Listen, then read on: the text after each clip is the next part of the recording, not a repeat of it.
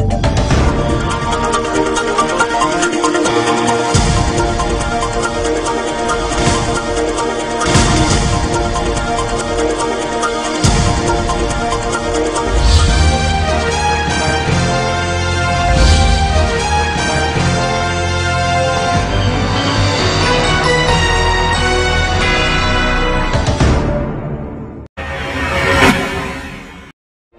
मेहनत करते करते सफलता से महरूम हैं आप? क्या हर रोज जिंदगी के नए नए इम्तिहानों से परेशान हैं आप? करियर की उलझन से, रिश्तों में अनबन तक, मंगल के दोष से, राहु के कोप तक, शनि की ढैया से केतु के कष्ट तक अगर कर रहे हैं आपको परेशान, तो हम ढूंढेंगे आपके लिए समाधान। देखिए हमारा खास कार्यक्रम कहते हैं तारे, रोजाना सुबह 6:30 बजे सिर्फ इंडिया लाइव 24 पर। नमस्कार, स्वागत है आप सभी का इंडिया लाइव 24 में। आपके साथ मैं हूँ राखी खंडूरी, हाजिर हूँ तमाम खबरों के साथ। तो चलिए करते हैं खबरों की शुरुआत। छत्तीसगढ़ में 3 महीने पहले हुई गैंगरेप की घटना के सामने आने के बाद से अब इस मामले की जांच के साथ ही सियासत भी शुरू हो गई है। सोमवार को घटना के विरोध में बीजेपी नेताओं ने कोंडागांव में धरना दिया। कांकेर के बीजेपी सांसद मोहन मंडावी भी धरने में शामिल हुए। धरने में लोगों को संबोधित करते हुए उन्होंने कहा कि यूपी के हाथरस में हुई गैंगरेप की घटना बनावटी है। कांग्रेस के नेता वहां जाते हैं। प्रदेश कांग्रेस के अध्यक्ष मोहन मरकाम और मुख्यमंत्री भूपेश बघेल बस्तर में हुई गैंगरेप की घटनाओं पर ध्यान नहीं देते। कोंडागांव में गैंगरेप की असल घटना हुई है, जबकि हाथरस की घटना बनावटी है। वहीं दूसरी तरफ कांग्रेस ने बीजेपी सांसद के हाथरस मामले को लेकर दिए गए विवादित बयान को लेकर बीजेपी को घेरना शुरू कर दिया है। कांग्रेस का कहना है कि बीजेपी की मानसिकता नारी विरोधी है। उन्होंने कहा कि क्या जो बीजेपी को वोट नहीं देगा, उस नारी या उस बच्ची की सुरक्षा की बात बीजेपी और सांसद मोहन मंडावी नहीं करेंगे। ये बयान बीजेपी की घटिया नारी विरोधी मानसिकता को उजागर करता है। हाथरस गैंगरेप घटना को बनावटी कहना सीधे सीधे सीबीआई जांच को प्रभावित करने की कोशिश है। नहीं, हम तो यहाँ के लिए हाथरस की घटना आप पेपर में पढ़े होंगे, पेपर वाले बताए हैं वो बनावटी घटना है। जगह जगह ट्वीट चल रहा है ना, और वो बनावटी घटना है, ये हकीकत घटना है। इसके लिए हम लोग धरने में बैठ रहे हैं, वो बनावटी के लिए नहीं। और वो लोग बनावटी जहाँ होता है उसके लिए धरने में कांग्रेस वाले बैठते हैं। और हाथरस जहाँ हमारा 200 दूर है, किसी ने हमको वोट तक नहीं दी, वहाँ धरना परिषद में जा रहे हैं। हाथरस, फिर भदोही, बलरामपुर, जिस तरीके से घटनाएं हो रही हैं, पूर्व में जम्मू में कठुआ और उत्तर प्रदेश के उन्नाव में भाजपा के विधायक ने अनाचार किया। पीड़िता को और पीड़िता के परिवार को जिस प्रकार से धमकियां दी जाती रही और हत्या तक कर दी गई। हाथरस में रात को 2:30 बजे शव को जलाया गया, परिवार वालों की अनुपस्थिति में जलाया गया, सबूत मिटाए जा रहे हैं, खुलेआम साजिश चल रही है, षड्यंत्र चल रहा है। इसके खिलाफ आज कांग्रेस ने पूरे देश में आवाज बुलंद करने का फैसला लिया। इंडिया लाइव 24 के लिए रायपुर से प्रदीप खातरकर की रिपोर्ट। गया जिले में होने वाले विधानसभा चुनाव के पहले चरण के नामांकन वापसी के अंतिम दिन मात्र एक उम्मीदवार ने बेलागंज विधानसभा क्षेत्र से अपना नाम वापस लिया। नाम वापसी की समय सीमा समाप्त होने के बाद प्रशासन के द्वारा चुनाव चिन्ह आवंटन का कार्य शुरू कर दिया गया है। चुनाव को लेकर की जा रही तैयारियों के बारे में डीएम और एसएसपी ने पत्रकारों को संबोधित करते हुए विस्तार से जानकारी दी। उन्होंने बताया कि चुनाव को लेकर पूरी तैयारियां कर ली गई हैं। इंडिया लाइव 24 के लिए गया से संजीव कुमार सिन्हा की रिपोर्ट। छत्तीसगढ़ के राजनांदगांव जिले के निर्वाचित पंचायत प्रतिनिधियों ने अपने वित्तीय और प्रशासनिक अधिकारों में हुई कटौती के विरोध में पैदल मार्च निकाला, जिसके बाद जिले के कलेक्टर को ज्ञापन भी सौंपा गया। ज्ञापन में पूर्व की सरकार की ओर से मिले अधिकारों की फिर से बहाली की मांग की गई है। पंचायत प्रतिनिधियों की माने तो उनके वित्तीय और प्रशासनिक अधिकारों में की गई कटौती के बाद वो अपने क्षेत्र का विकास करने में सक्षम नहीं हैं। साथ ही ग्रामीणों की मांग और अपेक्षाओं पर भी खरा नहीं उतर पा रहे हैं। आपने वादे किए हैं, उसको पूरा करने में थोड़ी सी परेशानी है। देखिए, एक बहुत आश्चर्य की बात आपको बताता हूँ। पंचायती राज व्यवस्था में जनपद के अध्यक्ष और जिला पंचायत के अध्यक्ष सहित जिला पंचायत के सदस्य या जनपद के सदस्यों को किसी भी प्रकार का कोई भी अधिकार प्राप्त नहीं है। अगर हम यह प्रश्न उठाएं कि संस्था का की क्या उपयोगिता है, क्या महत्व है, तो सरकार शायद जवाब नहीं दे पाएगी, क्योंकि हमारा उपयोग तो कहीं भी नहीं है। हम चुनकर आते हैं, एक जनप्रतिनिधि के तौर पे हमारी पहचान होती है, बस वही हमारी उपलब्धि है। इसके अलावा पूरे जितने भी अधिकार हैं सरकार ने धीरे धीरे विधायक और सांसदों तक ही सीमित कर दिए हैं। और आज हमारी जो मांग है कि भाई अगर हम ये बोलते हैं कि पंचायती राज व्यवस्था छत्तीसगढ़ की सबसे मजबूत और सुदृढ़ है, तो उसमें अधिकार भी मिलने चाहिए।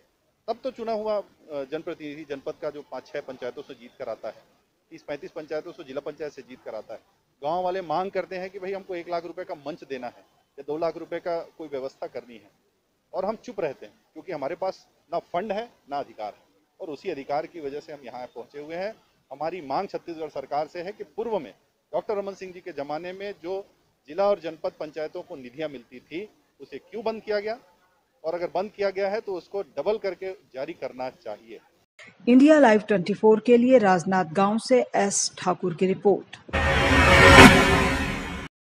यूपी में जिला अयोध्या के संप्रेक्षण गृह में एक बाल अपचारी की मौत के बाद राजनीति शुरू हो गई है। सपा ने मामले में आंदोलन करने की धमकी दी है। बताया जा रहा है कि संप्रेक्षण गृह में एक बाल अपचारी के बीमार होने पर उसे अस्पताल भर्ती कराया गया, लेकिन इलाज के दौरान उसकी मौत हो गई। जबकि बाल अपचारी के परिजनों का आरोप है कि संप्रेक्षण गृह में जबरदस्त पिटाई के चलते उसकी मौत हुई है। बाल अपचारी रवि रोनाही लखोरी गांव का रहने वाला था। परिजनों का यह भी आरोप है कि अस्पताल में भर्ती होने की खबर भी उन्हें नहीं दी गई।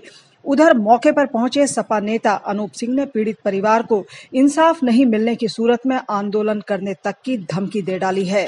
फिलहाल इस मामले में बाल संप्रेक्षण गृह के एक कर्मचारी पर गैर इरादतन हत्या का मामला दर्ज किया गया है। इलाके के डीएम ने आश्वासन दिया है कि पोस्टमार्टम रिपोर्ट आने के बाद अगर कोई दोषी पाया गया तो उसके खिलाफ सख्त कार्रवाई की जाएगी।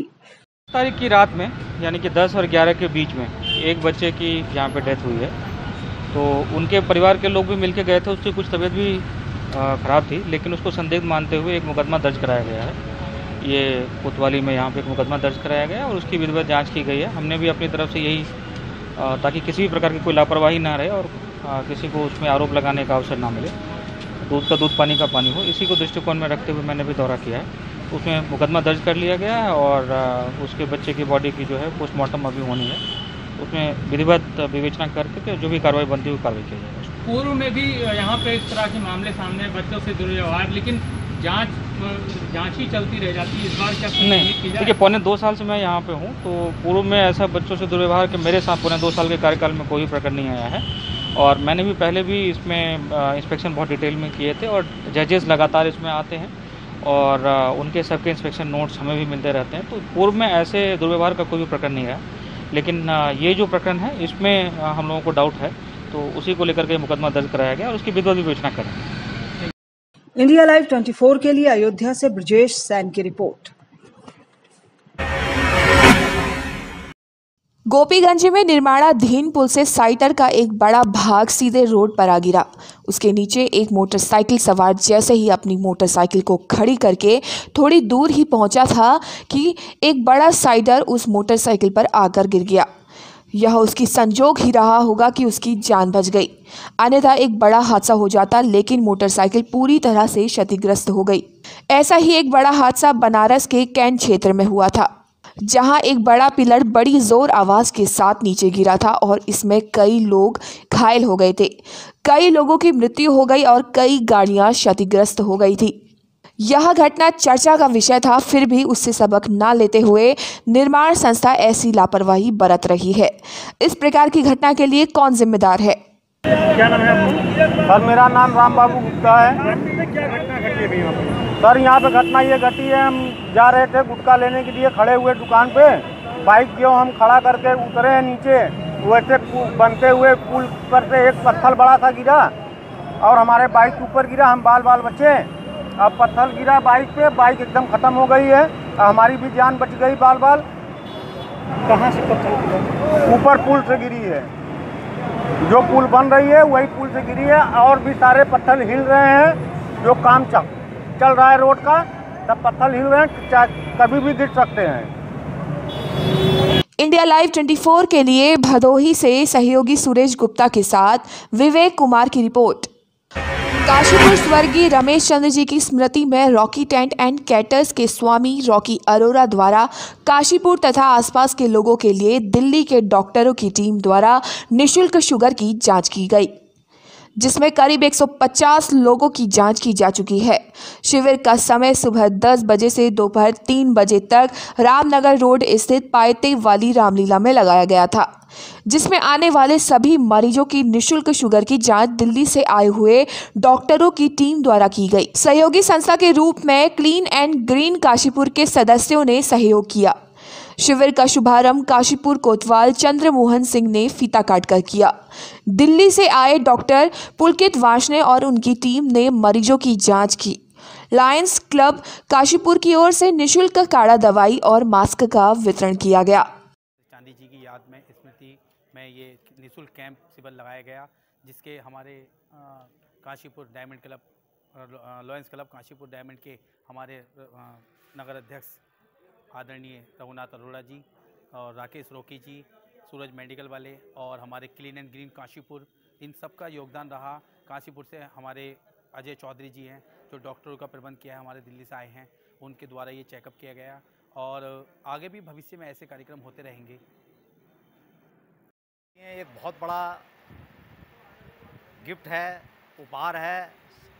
मैं रॉकी अरोरा जी का धन्यवाद करूंगा कि उन्होंने अपने पिताजी श्री रमेश चंद्र चांदी, जो काशीपुर के एक बहुत ही सामाजिक और प्रतिष्ठित व्यक्ति रहे थे, उनकी स्मृति में आज लायंस क्लब डायमंड और रॉकी टेंट हाउस की तरफ से क्लीन ग्रीन के सहयोग से ये कार्यक्रम आयोजित किया जा रहा है। रघुनाथ अरोरा जी इस कार्यक्रम के जो है मुख्य रूप से सहयोगी हैं। मैं और आज जो विशेष रूप से इसके अंदर जो है डॉक्टर्स की टीम जो दिल्ली से आई है, डॉक्टर पुलकित वार्ष्णेय जी अपनी टीम के साथ काशीपुर आए हैं और अभी तक यहाँ पर 100 से ऊपर लोगों के जो है डायबिटिक टेस्ट हो चुके हैं। सूरज मेडिकल की तरफ से दवाई दी गई है, काढ़ा दिया गया है, इम्यूनिटी बढ़ाने के लिए जो है विटामिन सी की गोलियाँ दी गई हैं और डायबिटीज़ लोगों को जो है फ्री में निःशुल्क जो है उनको दवाई वितरण की गई है। मैं रॉकी अरोरा जी को, रघुनाथ अरोरा जी को, क्लीन ग्रीन को, डायमंड्स को, इस बात के रॉकी अरोरा जी को, विक्की सौदा भाई, पुनीत भटनागर साहब, मुमताज़ जी और रॉकी अरोरा जी का धन्यवाद दूंगा कि उन्होंने काशीपुर के लिए ये विशेष रूप से जो कैंप लगाया है और आगे भी इस कार्यक्रम को करते रहेंगे। मैं नमन श्रद्धांजलि अर्पित करूंगा श्री रमेश चंद्र चांदी जी को, जिनका काशीपुर के उनका एक इतिहास रहा है कि उन्होंने हमेशा गरीबों की सेवा करी है और आज उन्हीं से प्रेरणा पाकर उनके पुत्र श्री रॉकी अरोरा जी उनके काम को आगे बढ़ा रहे हैं। मेरी प्रभु से कामना है कि वे इस कार्य को और आगे बढ़ाएं और भव्य तरीके से आगे चल के करें, ताकि काशीपुर के लोगों को जो आज सबसे बड़े ज़्यादा आवश्यकता इस चीज़ की है कि लोग स्वस्थ रहें और स्वस्थ करने के लिए ये सबसे पहले ज़रूरी है उनका स्वस्थ परीक्षण, और आज ये मील का पत्थर साबित होगा ये जो आज उन्होंने कैंप लगाया है। मैं साधुवाद दूंगा, उनको धन्यवाद दूंगा। इंडिया लाइव 24 के लिए काशीपुर से जुगनू खान की रिपोर्ट। और फिलहाल इसी के साथ इस बुलेटिन में बस इतना ही। दीजिए इजाजत, नमस्कार।